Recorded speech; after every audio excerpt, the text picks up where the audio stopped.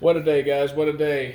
This is Tyler with Everyday EDC. Today we have the Proelia TX050. In case you're wondering, I've tried to do this video 3 times. I've gotten important phone calls in the middle of them. Kind of irritated with that, but here we are. So today is going to be a little bit different. I got the tools I need to tell you guys all the specs firsthand, and we're going to go over that. And so it may take longer, it may take shorter, but I'm not going to just read from a list of specifications for you guys. So the TX050, the cool thing about this knife is I got it off a drop for like 85 bucks with the carbon fiber scales. I believe this knife is going for 140 or 150 if you look on some websites. Don't quote me on that, but it's a drastic difference. The only difference is I purchased this like 2 months ago and it just came in. So we'll go over the box real quick. This is what it comes with. It comes with a really nice box, you know, some literature, left and right pocket clip, no deep carry pocket clips, we'll get into that, and a really nice carrying case that I don't think anybody will use.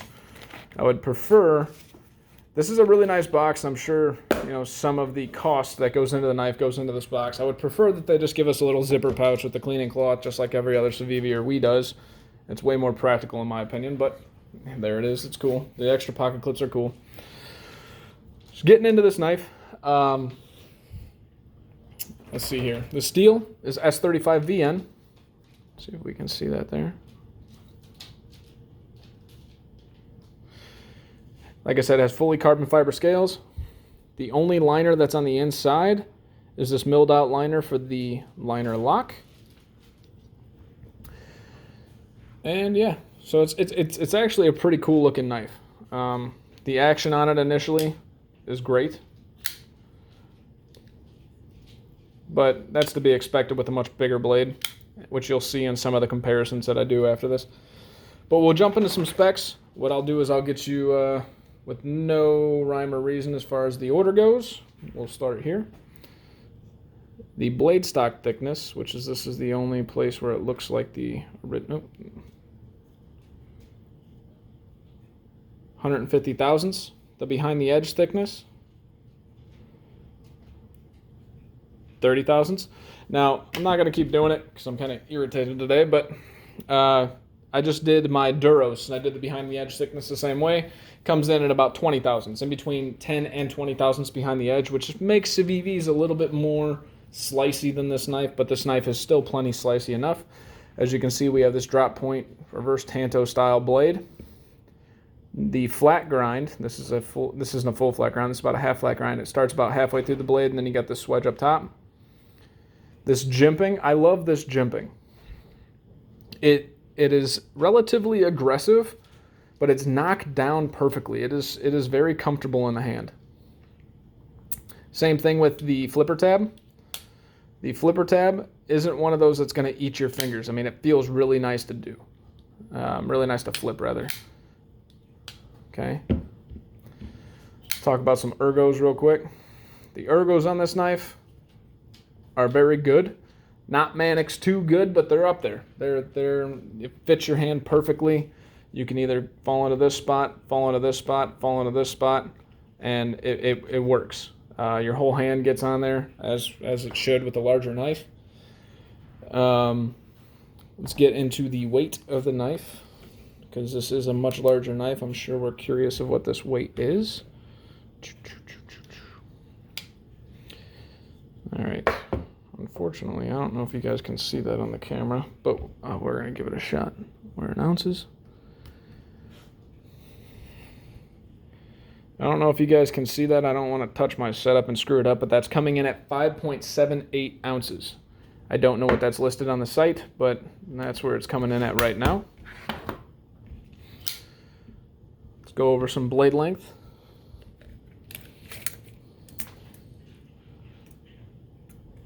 This blade is coming in at just under 4 inches. You're looking at about, let's see here. Come on. A little over 3.5. The cutting edge, a little under 3.5. But with the way that I always question the cutting edges, because the cutting edge is rounded, so it probably makes it the same, if not longer, than the actual blade length itself. Oh, and then the overall length of the knife is coming in at 8 1/4 inches. Let's go over the handle thickness. Handle thickness at the fattest part of the knife is coming in at 590 thousandths. If you're including the pocket clip, it's coming in at 0.74 or 740 thousandths. It's a thicker handle, but it doesn't feel like it. The carbon fiber is knocked down very well. I have some confusion with this knife, and I'll get into that in a little bit. But let's get into size comparisons, and I'll show you guys kind of the relevance and the relative size of this knife in particular. We got the Civivi Duros, which if you guys don't notice, that color is unique. I did that at the same time I did my Elementum after I modified some of the color that's in there. I'm really happy with the way that color turned out, although that was not my intentional color, but I love that deep blue. It looks pretty cool. So we got the Duros and the Praxis. As you can see, this knife is very similar in size to the Praxis. It doesn't carry as well. It's not a deep carry pocket clip, but it does have this recessed pocket clip, which is pretty cool. Takes away from a little bit of the aesthetics, but also, you know, being an ambidextrous clip. That being said, the deep carry is nice. Like I said, it's about the same size as the Praxis. Blade is virtually the same. Got a couple of these for you because this is a knife that nobody's going to be really familiar with, and I want to get you guys a good comparison here. So as you can see, I got both the Tenacious and the Paramilitary 2. It's a little bit longer than the Paramilitary 2. I don't know if we can tell by the angle that we're looking. The way that I'm looking at it, straight up and down. Once again, my setup sucks, so I can't really give you guys that angle right now. Straight up and down, it looks like the Paramilitary 2 is shorter by about 1/4 to 1/2 of an inch overall. Let's jump into the next size comparison here. Here's our Rat Model 1. See if you guys can. It is almost the exact same size as a Rat Model 1. And here's a Wee Practic. That kind of gives you guys, those of you that know the Wee Practic, that gives you a reference to that too. We know the Wee Practic's a little bit smaller of a knife. I think the blade length is coming in at like 3.25. And then the last size comparison. I'm trying to do multiple size comparisons with different brands and such so that you guys who have different types of knives can see it based on the knife that you're familiar with. Here's the CRJB Feldspar and the ProTech Newport. As you can see, this knife is still a little bit bigger than the Feldspar, and the Feldspar is a relatively large knife. It's not terribly, this knife isn't terribly large, but it's a beefy knife. This is one of those that when you take it out, it's going to scare the crap out of someone. Well, to the average non-knife person. Okay, on to some of the things that we'll kind of do a good, bad, and ugly with this thing. The good, the ergos are great. I mean, that should be a great, the ergos are fantastic on it. Like I said, on the level of Manix 2, not quite at Manix 2 level, but Manix 2 is the benchmark for that.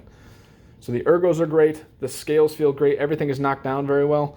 The inside, I almost wish was knocked down because as you're using the flipper tab, I slide my finger like that, right? And as I slide, it hits the insides of these. And I don't know if you could tell by the dimples on the finger. Did that cut it for the first time? No, that's just... So you can see the two lines on my finger as I slide it down. So if you're one of the guys that take it and slide it down, that's what you're going to end up with. And if you do it hard enough, I imagine you probably could cut yourself, but I don't really think that's a thing. The top, this is sharp, this is sharp, this is sharp, this is sharp. You know, once again, I don't know that you will cut yourself on it, but it's there. Another good is this liner lock. It's soft. It has no jimping, so it doesn't, you know, affect your hands or your fingers at all. You could probably do this all day, right? That liner lock is super nice. But with the liner lock being soft, it does have a relatively weak weak detent. That does not mean that the detent is rendered useless or that it is dangerous or anything of that nature. It just means that the detent is weaker than some knives. Let's see if I can show you the suck-in value of it. So right here. So it's a relatively weak detent. I was hung up on that, then I watched a couple videos, and the guys that I admire in the YouTube community that do the same thing and do it much better than I, kind of explained why that's not so much of an issue. Go check out Metal Complex. He talks about that, and in one of his more recent videos, and just says basically how that's not something that we should really grade it on as long as it's doing its job. And he explained why. Every knife. See that?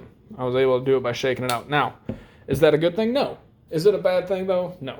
You're never going to come into a situation that you actually, unless you're running with your knife shut and you're holding it like this, and then you hit the ground and it, and it freaking comes out. Yeah, okay, but don't do that. That's stupid.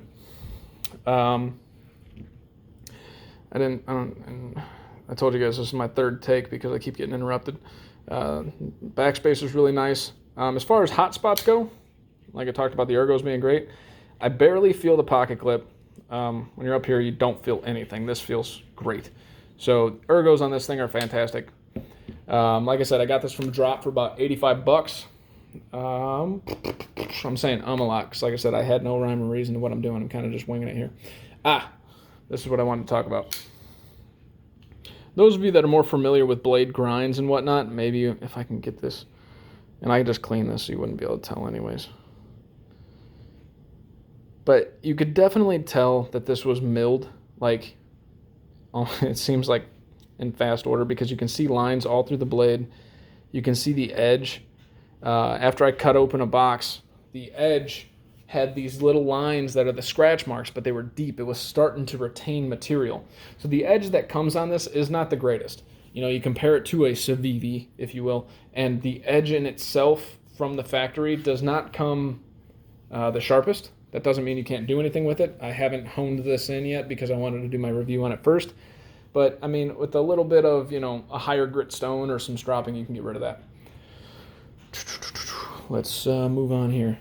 Just because I'm going to do this because I'm showing off something else. One more size comparison. The Civivi Elementum.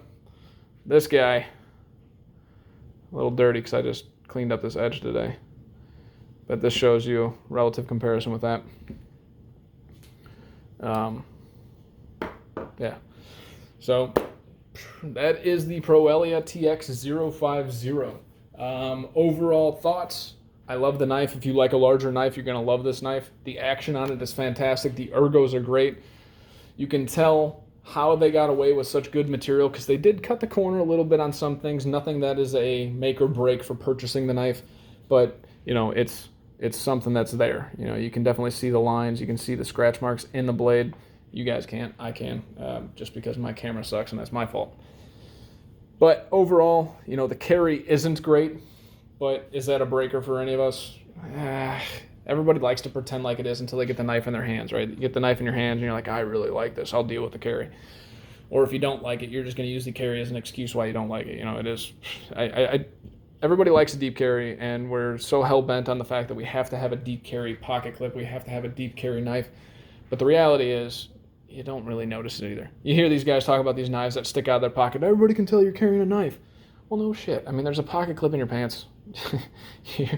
If they don't know it's a knife, they're either ignorant to the fact of knives, or I don't know. I just feel like the idea of a deep carry should be more of a preference to the pants that you're wearing, or more of a preference to the person, rather than a make or break for the knife. Because, like I said, yes, this has a large amount sticking out.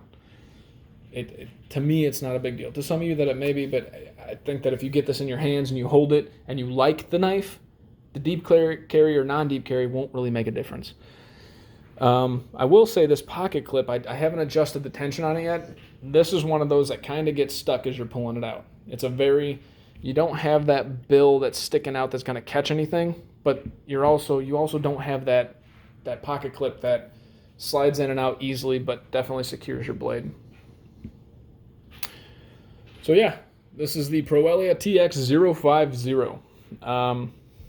That's really all I have to say about it. I've taken this video 3 times because, like I said, I keep getting calls, so I'm not really sure what I hit and what I didn't. The lanyard hole, non-obtrusive, not in the way. I didn't talk about the screws, T8, T8, T8, T6. All right, so that's pretty good.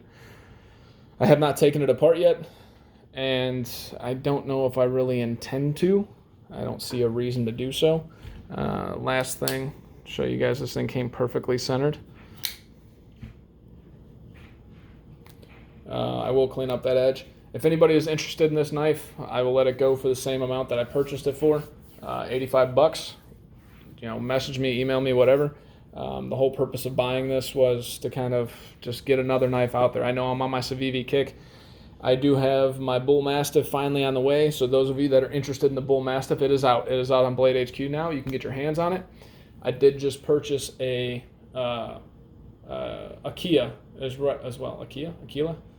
A-Q-U-I-L-A. One of our people that watch the videos was interested. I believe they have one, so I wanted to get my hands on it. And maybe if I get those in short order and I get time to get it, I will throw the Aquila against the, I'm calling it Aquila, I don't really care what it's called. I will throw it against the Backlash, because the Backlash, as you guys know, got a bye in the first round of the Quest for King Civivi. And we will have a full lineup then. As I said before, I am not reviewing Civivis anymore. I'm just kind of done with my full Civivi kick. It's for no other reason other than, you know, it's starting to slow down. I've hit enough Civivis to the point where I'm only missing probably about 5 or 6 different models from my collection. Maybe more. You guys might be able to correct me on that. Some that I'm not interested in. Some that never got really any notoriety in the first place that didn't make much sense for me to review when everybody's looking at the Duros, the Praxis, the Backlash, all that crap. My name's been Tyler, and it still is, because, yeah, wow, this whole video. This has been Everyday EDC. My name is Tyler. Thank you guys so much for watching. Stay safe, stay corona-free, wear your freaking masks, show respect to others. Don't join in any riots, but if you want to go protest, do it peacefully. Don't cut yourselves. I have no cuts on my fingers to show you guys currently. Have a good day.